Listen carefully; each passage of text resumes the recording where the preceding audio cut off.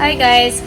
Hello! So, ayan, susundan ko agad yung aking shinare sa inyo last time about sanctification kasi ito is one of the important na kailangan tayo maging aware.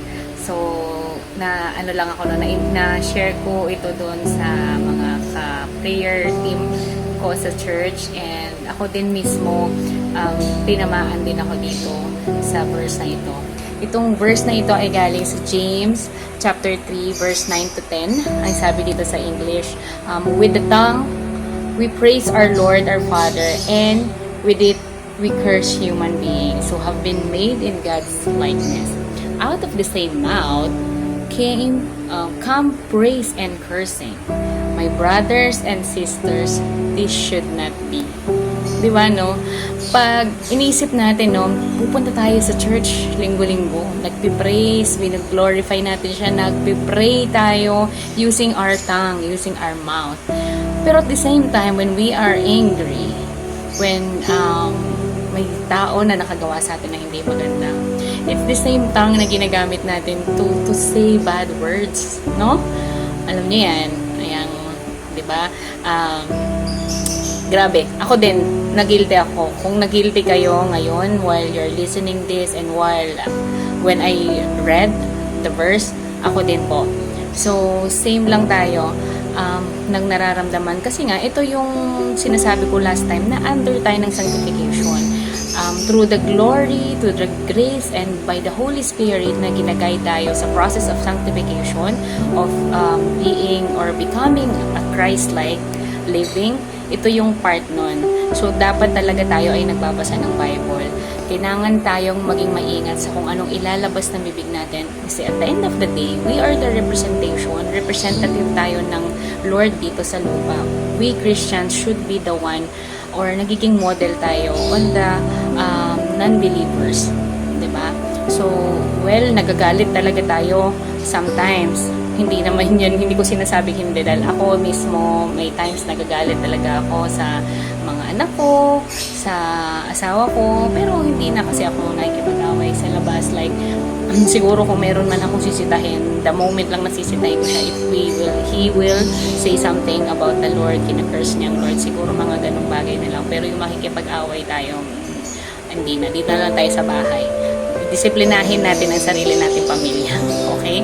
So, ano pa yung isang masishare ko sa inyo? From Luke 6:45. Ang mabuting tao ay naglalabas ng mabuti mula sa kanyang puso, sagana sa kabutihan. Samantala ang masamang tao naman ay naglalabas ng masama mula sa kanyang pusong tigit ng kasamaan. So, kung ano yung nilalaman ng puso natin, siyang nilalabas ng ating bibig. Sapagkat kung ano ang nag-uumapaw sa puso ay siyang sinasabi ng labi. So, laging magsisimula sa heart.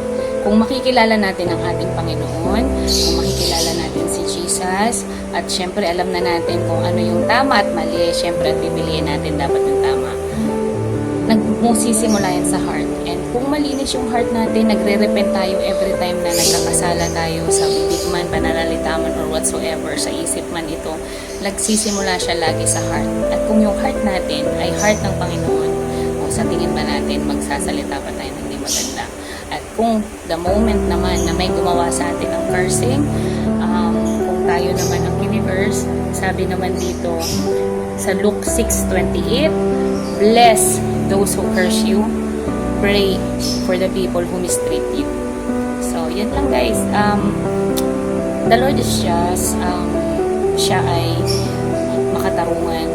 Isumbong na lang natin sa Kanya if anyone else is parang may ginawa sa ating di maganda or plotting something for us. Kasi ang shield ng Panginoon ay kakaiba. Subo ko na to guys. Kaya believe, pray, know more about our Lord. Pray harder, pray more for your protection and for yung sanctification, dahil nga lahat naman tayo ay nag-undergo dyan. Pray for guidance of the Holy Spirit and pray for Jesus na i-guide niya tayo every day to become more like Him. Yan lang guys. So,